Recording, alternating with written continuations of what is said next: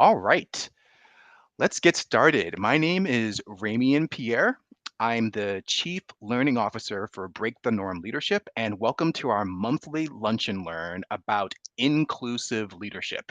I have a few things to tell you in terms of how we define inclusive leadership and why it's important, what leaders tend to get wrong about inclusive leadership, and then we have three different approaches for inclusive leadership, along with tactics that you can start applying today. So, if you have your notes or pens and pads ready, let's get started. All right, I'm going to start by clarifying how we at Break the Norm Leadership define inclusive leadership and why it's important. Inclusive leadership is essentially creating an environment where people can perform at their best, where people can become a high performing team. And we use the simile analogy of a piece of precision engineering. Maybe think of like an analog watch or a high performing car. You want all the pieces performing optimally, meaning at their best, and in perfect sync with all the other parts. So inclusive leadership means you're creating an environment where people can do that, where they can be their best selves at work, working towards the mission, while also working in perfect synchronization with other members of the team. And the reason why it's so important to have inclusive leadership is when you have the opposite of it, like uninclusive leadership, essentially people are not functioning well. The machine starts and jerks. It's not precision engineering, it's meh engineering. And when it really goes against the central function of teams. We create teams in order to do work that individuals can't do by themselves. So teams essentially are action engines and decision engines. They have to make decisions, they have to take action. That's the output. The throughput, that's the magic of your team, but the inputs to do all that work tends to be data. It tends to be the critical output. If you don't get good data in, it's really hard to make good decisions or good actions on the end. So when a team is not inclusive, it means all the members aren't doing their best, working their best together, aren't sharing what they know, aren't bringing all their skills to the table. And when that happens, you have poor inputs. So by default, you're going to have poor outputs. You're going to have poor decisions and poor actions. So inclusive leadership actually helps teams perform at their best and be high performing because all good decision making requires good data, good inputs. And if you're an inclusive leader, you're more likely to have those good inputs to do the work. All right. Then let's talk about what leaders tend to get wrong about inclusive leadership. And there are three things. They tend to first confuse diversity with inclusion. So I'll say this, diversity is a fact. Uh, Even if you have a team that looks very homogenous, they may all wear the same thing, they may all look the same, they may all come from the exact same schools or have the same background. There definitely is diversity there. There's just so much variation among humans. Inclusion is an intentional choice to make it possible for people to share their differences, whether it's different opinions, different skills, different experiences, and bring all that towards the work. So, diversity is a fact. Inclusion is a choice that needs to be intentionally implemented.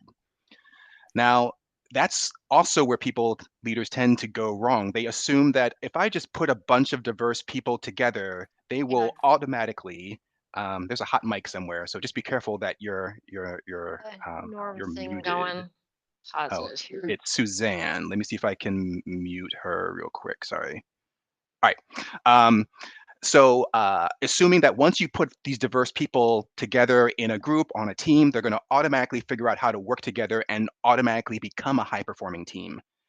That's like saying that if I take all the different parts of my cell phone, put them in a box and shake it up, that it will magically turn into a workable cell phone.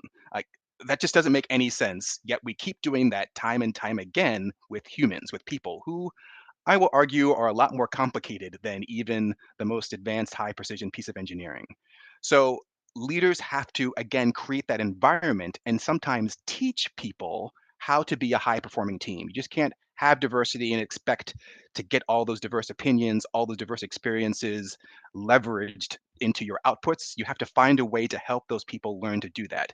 Because of the third thing leaders tend to get wrong is we tend to assume that grown adults all know how to be members of high performing teams, or that grown adults all want to be members of high performing teams. So there are two issues here, the motivation and the ability. Let's talk about motivation first. There are plenty of people, well and kind, smart people who really want to be the best version of themselves they can be. I want to be the best cog in this machine, and I'm focused on me. I'm not focused about the other cogs. That's not the way high performing teams work, because you may have one cog that's the best operating like up here, but in order for the whole machine to operate at an optimal level, you may need this person, this cog, to be like slightly down here so that they're in level with all the other cogs. You don't want your cogs out of whack. You want things in balance. So you may need to help some team members learn, yeah, you can take it to 11, but I need you to keep it at a 9, because that is when everyone is working at their best. And we'll find other ways for you to use that 2 points of energy or skill in some other area. So you may need to motivate people who are high performing naturally to perform in such a way that it works for the whole team. Then comes ability.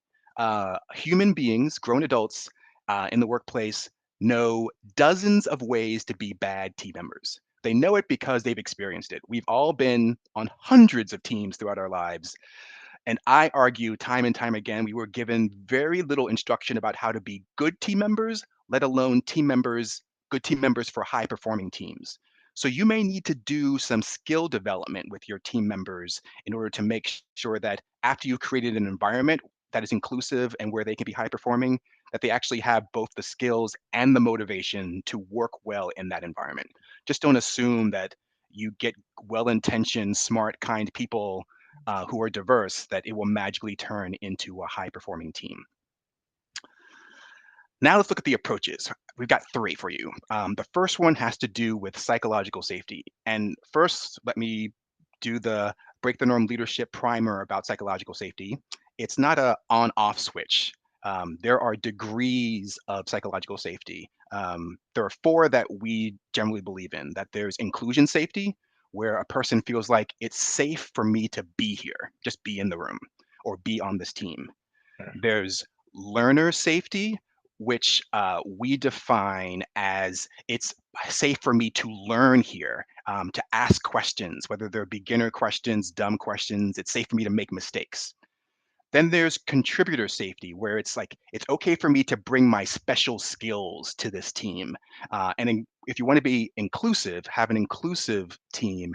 That's it. You need to get to at least to this level where people can bring their unique skills, their unique background, their unique abilities or interests, and use those again as inputs to help your team produce good actions and good decisions. And then last is challenger safety, where it's safe for team members to challenge the status quo. The telltale sign for this that I've seen time and time again with teams I've worked on and worked with, is to what degree do team members feel comfortable brainstorming out loud with other people? Because even though brainstorming is something we tend to ask everyone to do and assume that it's a low level, low risk skill, it actually requires a whole lot of psychological safety to say something that is out of the box or might be perceived as stupid or naive or dumb or uneducated. That takes a lot of bravery, and people only feel comfortable doing that in a really safe environment. So, those are the four levels of psychological safety. Let's get down to some of the tactics, the things you can do starting today to help your teams, the environment in which your teams operate, be more inclusive, because it's more psychologically safe. Changing culture is a huge deal. It's big, it's messy, it takes a lot of time and a lot of effort. And you should definitely invest in finding ways to make your workplace culture more psychologically safe. I can't cover that here, but what I can do is tell you three tactics, things that you can do and encourage your other team members to do that will move the needle towards your culture being better, but will immediately have an impact on your team feeling more safe and therefore your team being more inclusive. And they have to do with what do you do around disagreements and what do you do around helping your team members be more proactive. So, disagreements, uh, divergent opinions. One of the things that comes up routinely among teams is people who is you groupthink. You want to avoid groupthink where everyone is just going along, where they're not sharing the ways in which they're thinking differently than the way they perceive the main body of folks. And I find using two questions routinely in meetings and demanding answers or not moving forward until you get answers is really helpful. Asking team members, all right, we decided this, or we're thinking about doing these things. Where might we be wrong? Or what might we be missing? Just pausing, especially when everyone agrees, to make sure that you're not rushing to a decision or rushing to action without actively soliciting divergent opinions from your group is one of the mistakes that a lot of leaders make. And if you're able to build this into your habits, into your meeting agendas, you're more likely to make your entire leadership more inclusive. I'll jump to the third one too, because it also has to do with disagreements. Use disagreements as an opportunity to learn, not just win an argument, but actually learn and bring people closer together. And the phrase that I have been leveraging, probably until people around me are now sick of it, is when you disagree with someone, to say, I see things differently. Please tell me more. You use the disagreement not to shut down conversation, but to actually encourage conversation. And you really want to make sure you understand them. It's the Stephen Covey principle of seek to understand before you seek to be understood. And those two tactics, actively soliciting divergent opinions and turning disagreements into learning opportunities, are two things you could do today to start making your teams more psychologically safe. Another thing you can do is something that we're presently calling the protection promise, which is as a leader, if you can set the space where decisions can be made, where action can be taken, and tell your team members that I will protect you as long as you're operating in that space, that is a way of helping your team members be more proactive versus reactive. And that's one of the characteristics of inclusive teams. Team members will take ownership and jump in to make things work, to make sure the machine, the piece of high precision engineering is working in high precision. And that protection promise requires you to do two things to make it crystal clear to everybody what the objective is, like where we are all heading. And the other thing it requires you to do is to frame what are the constraints that we have to meet or have to consider as we work towards that objective. So essentially, what I would say as a leader is our objective is to do X. Now, while we're doing X, we have to keep three things in mind: A, B, and C. Now, as long as you, team member, are operating towards that objective and in that space defined by those constraints, I will use my power to protect you, um, even if you make a mistake. And that promise is often enough to help people who normally would be reactive and just wait for the machine to break down, the machine being the team, to be more proactive to make sure that they and the whole machine are working towards the objective. So, approach number one to be an inclusive leader, make your high performing team psychologically safe. And three tactics are actively soliciting divergent opinions, making a protection promise, and turning disagreements into learning opportunities. Let's look at approach number two, which is you want to promote collaboration. And again, I said at the beginning, it's easy for leaders to think that collaboration will happen magically when you put people together and tell them collaborate, but that's not the way it works. It's the same thing with if you ever worked for a not for profit and they told you, oh, just go fundraise, but they don't define what fundraising means, or if someone says, to get ahead in this world, you got to network, but they don't really tell you what networking looks like. You have to break it down for your team members, not only what does collaboration look like, but how to do it. On this slide, we have some suggestions for how you might encourage collaboration among your team members in such a way that it really supports inclusive leadership across the whole team. One is rotate leadership roles. At Break the Norm Leadership, we are very clear that leadership is not a title, it's something that anyone can do from any position.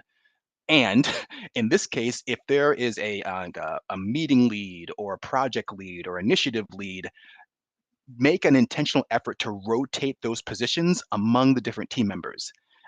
It's going to help with the next approach as well, but like spread out leadership because people are more likely to collaborate if they also feel like they have some skin in the game.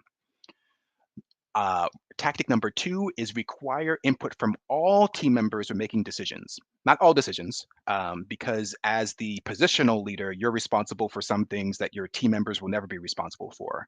But when you can and where you can, require input. Now, this is a case where I need to mention the Introvert Protection Act, IPA.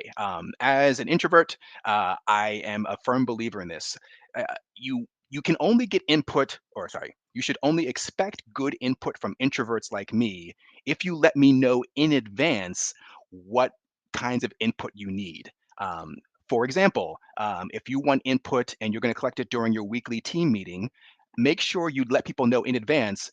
We are going to be making some decisions in this meeting on topics A, B, and C. So please come prepared to share your input and your input for now, think of it as responses to the following prompts for each one of those items. Like just give your introverts a heads up about needing to give input and we can do a great job for you. But if you surprise us, you might not get much. You could get something good, but there's no guarantee. Um, you also want to ensure all your team members have situational awareness. And what I mean by that is that all team members know what's going on across the whole team because it's impossible or at least very unlikely for me to collaborate with others if I'm not clear how I can fit in or even that they're having an issue they might need help or even what they're doing. So find a way to make sure that all your team members have situational awareness to the whole team's work. Maybe you'll do that with stand-up meetings at the beginning of every day, where people talk about here are my big rocks, my priorities for today. Or maybe you'll do it during your weekly team meetings. Maybe there's a way to do status so that it's clear, concise, meaningful, and identifies where people need help. But find a way to give your team, in whatever way works for you, or given your business, your culture, give them the situational awareness to what's going on so then they at least have the option of collaborating. And then the fourth tactic here for collaboration is recognize and reward teams over individuals. Basically, you're finding, um, you're working to catch people on your team collaborating, and you're recognizing them for those efforts. Because often we're really good as individual leaders and as companies of recognizing and rewarding individuals, but we tend to have relatively few systems, practices, habits for rewarding groups of individuals for doing an awesome job at pulling together a project or achieving a goal. So find what works for your organization, your type of work, and recognize and reward teams. Make sure all your team members have situational awareness. Require input from all team members for some decisions, and rotate leadership roles to the best of your ability. All of these tactics we believe will help you promote collaboration, which is our number two approach to creating an inclusive leadership environment in your team. One more approach, and then I'd like to open it up for Q&A. So if you have a question and don't feel comfortable coming off mute, please drop it into the chat, and that way I can respond. So the last approach is you want to encourage shared leadership. Sorry, shared ownership. That's where we all are owners of the work that the team is doing. Uh, so because if everybody owns or has a piece or a stake in owning the work of the team, that is by definition inclusive. If everyone feels like they're owners, as opposed to just a few people feeling like they own and everyone else feeling like they're passengers or guests.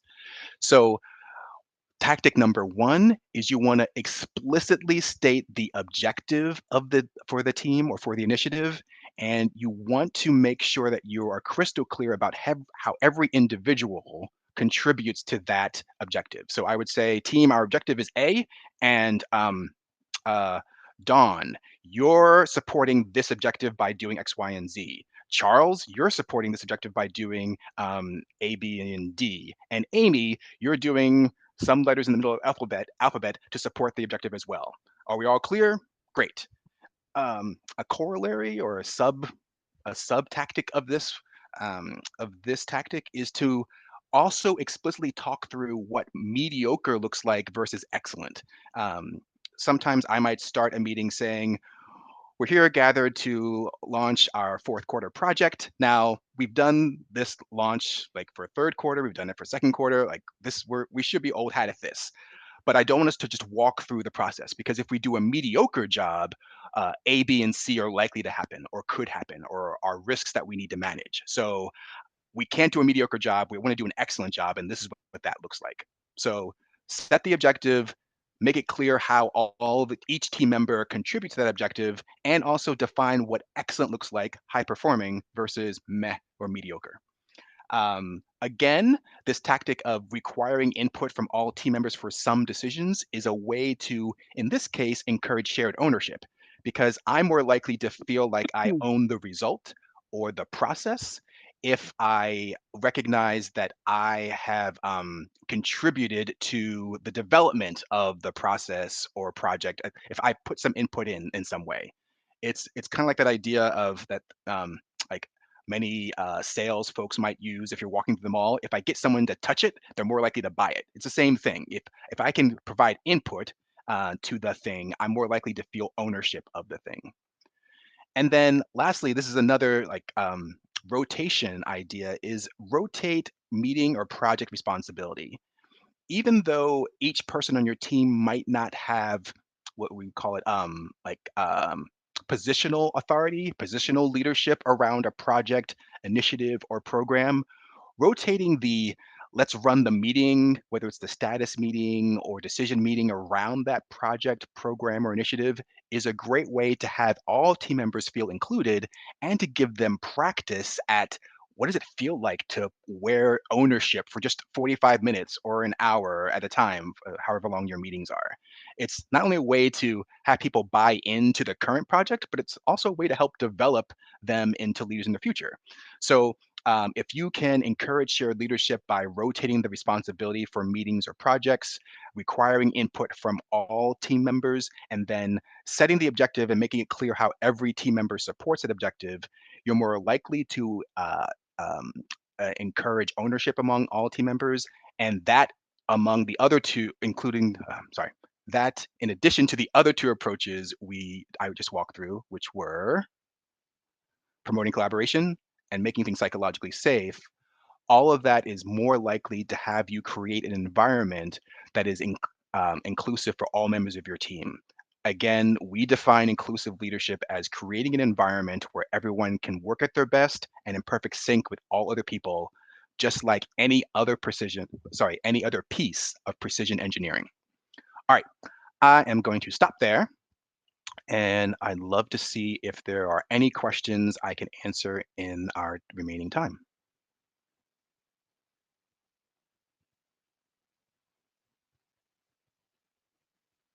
I don't have any questions, but I love your comment about giving introverts advanced time because I myself am introverted and I can answer on the spot, but it's very uncomfortable and I don't think nearly as well spoken. So it doesn't put me in a great light. And as a team lead myself, I have a mixed personality group. So I do have, Yeah, someone who's on the autistic scale, someone who's more extroverted and stuff. And um, yeah, with my trainings, I make sure like if we're going to do a meeting, like I have a subject, this is what we're going to discuss. And it's given at least a week in advance because I just know personally that it helps me a lot. I hate being called into last minute things. It just doesn't work well. And working with your individual personal type of employees, I think you get better results from them. yeah. Like managing per person rather than just having a hard, fast rule for every person in your department. It just doesn't work. It, We it, don't all it, function the same way. you're absolutely right. Oh, Brittany, first of all, you're my people, so it's good to see you. Um, you're better than me because I'm not quite as good at giving people a week a week's advance notice about what we're talking about in the meeting. I do try my best in every meeting invite to outline the purpose, but I Yeah, might not get to the agenda, the detailed agenda, which would include what decisions we're going to make until maybe a day or two, or if I'm really, really good, three before the meeting. So I'm I'm too OCD. your goals, your goals for me. Um, and Yeah. definitely don't want to. I want to call out or amplify the piece you mentioned about the different, the divergent thinking styles on your team, because that is Mhm. becoming more and more, in my experience, and talking with other people at different organizations, it's becoming more and more the norm. Working with different types of thinkers, whether they're um, somewhere on Yeah. the spectrum, whether they're ADHD, but being able to work with those types of that's those styles. So say those types of people. I'm horrible. Yeah. I Is don't really think is a 21st century business skill. yeah, neurodivergence has become a lot more um commonplace. Cause I mean, like I'm not trying to be like our age and older, there wasn't a thing, right? And Mhm. especially as a female, I wasn't diagnosed with ADHD until I was in my mid 30s. Yeah, Like they never talked about that stuff. You just sucked it up and dealt with whatever you had yeah. and did and tried to fit in. Um, yeah, I think it's become a lot more common. Like I know when I run conferences, like I want to have sensory stuff on the table or food or try and meet the styles of different people. But yeah, no, they never used to talk about it. No, I love this. And so you're Yeah. actually, even though there's not a question, I want to pick up on that last thing you said about having different, like things that they can touch at the tables, or different objects. It is great, and I do encourage people to try, not to try, to lead individuals, to know what works for that person. It's hard to remember what all the people, how each person works. So something that I've seen and used on teams is early on when we're onboarding people to have them create their operating instructions. I have a template for it. It's like it asks things like, how do you want to receive information? How do you want to see praise? How do you want us to communicate to you when things are important but not urgent? Using that, the Eisenhower matrix. And I will just refer to that before one-on-one meetings. All right, I'm meeting with Brittany. This is the way Brittany works. All right, she gave this to me, so I know it works for her. So that could be a tool that you or others can use if you're just having trouble tracking how all the different people on your team work. Um, I see Amy's hand. I want to get to her before we run out of time. Amy, how what? Tell me how I can help. Nope. What I wanted to do was share what I use as a tool Oh yeah. for me in inclusiveness. I happen to be a very extrovert engineer. And What? so Wait, wait, I wait, wait, wait, wait, wait. I'm sure you've heard this joke. How do you tell an introvert engineer from an extrovert engineer? they're looking at the other person's shoes. Yes, extrovert engineers look at the other person's yes instead of their own. All right, keep going. All right. Nope, So and you're that's a an unicorn. awesome joke. But I'm not a very good engineer, but I'm a very good expert extrovert kind of person.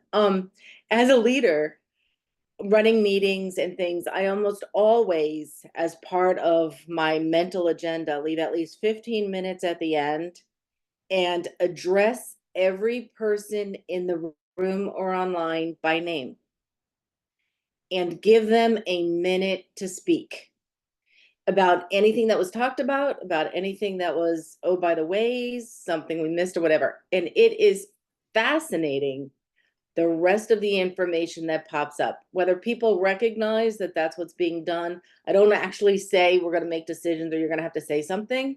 But at the end of my meetings, I call on everybody, look them in the eye and say, okay, what's new? What do you need? What do you have to do? And that's a tool that I use. I love it, and I'm stealing it to see how it works. Thank you for sharing. Please, everyone, credit Amy. Amy, how do you pronounce your name? I want to make sure everyone knows how to say it correctly. So Hool is my maiden name. Caruso's the last name. All right, So you heard it Hool, like here. Joule, unit of heat, Joule, Joule. You are an engineer. I love it. Um, all right. So with that, I don't think there's anything else I can say. I hope that you will continue to join us for these lunch and learns to the degree to which they're helpful for you. Hopefully today we've earned the privilege of both your time and your attention. If you have any questions, you can reach us at breakthenormleadership.com. If you like anything, you can email Rachel at breakthenormleadership.com. She also takes complaints if I did anything that wasn't helpful. Don't tell me, tell Rachel. And we just look forward to hearing you in the future. All right. I'm going to officially say you can hang up and go about the rest of your day. Thank you so much.